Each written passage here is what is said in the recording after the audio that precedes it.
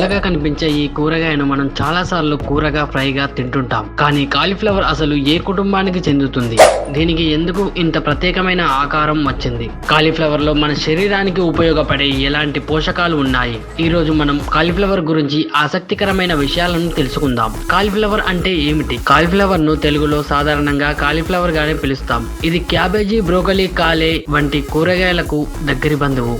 మనం తినే తెల్లటి భాగం నిజానికి కాలీఫ్లవర్ పువ్వుల సమూహం. అందుకే దీన్ని సాధారణ కూరగాయలా కనిపించినా దాని నిర్మాణం కొంచెం ప్రత్యేకంగా ఉంటుంది. కాలీఫ్లవర్ ఎందుకు తెల్లగా ఉంటుంది? కాలీఫ్లవర్ లోని తినే భాగం ఆకుల మధ్య దాగి పెరుగుతుంది. సూర్యకాంతి ఎక్కువగా తగలకుండా ఉండడం వల్ల అది ఆకుపచ్చ రంగులోకి మారకుండా సాధారణంగా తెల్లగా కనిపిస్తుంది. అయితే కాలీఫ్లవర్ తెలుపు రంగులోనే ఉండాల్సిన అవసరం లేదు. పసుపు, ఆకుపచ్చ రంగుల్లో కూడా కొన్ని కాలీఫ్లవర్లు ఉన్నాయి.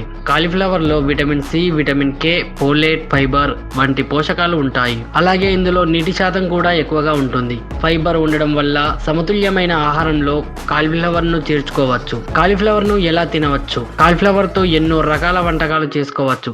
కాలీఫ్లవర్ కూర, కాలీఫ్లవర్ ఫ్రై, కాలీఫ్లవర్ సూప్ ఇంకా ఇతర వంటకాల్లో కూడా దీన్ని ఉపయోగిస్తారు. కానీ వంట చేసే విధానం మారితే రుచి మాత్రమే కాదు, కొన్ని పోషకాల లభ్యత కూడా మారవచ్చు. అందుకే తాజా కూరగాయలను సరైన విధంగా వండుకొని తినడం మంచిది. కాలీఫ్లవర్ ఆరోగ్యమైన కూరగాయల్లో ఒకటి అయినప్పటికీ ఒక కాలీఫ్లవర్ మాత్రమే తింటే ఆరోగ్యానికి పూర్తిగా మెరుగుపడదు. మన ఆహారంలో వివిధ రకాల కూరగాయలు, పండ్లు, ధాన్యాలు, పప్పులు మరియు ఇతర పోషకాలు మరియు ఇతర పోషక ఆహారాలను సమతుల్యంగా చేర్చుకోవడం ముఖ్యం. చూశారు కదా, మనకు సాధారణంగా కనిపించే ఈ తెల్లటి కాలీఫ్లవర్ వెనుక ఎన్నో ఆసక్తికరమైన విషయాలు ఉన్నాయి. కాలీఫ్లవర్ ఒక కూరగాయ మాత్రమే కాదు, మన ఆహారంలో వివిధ రకాల పోషకాలు అందించే ఎంపిక.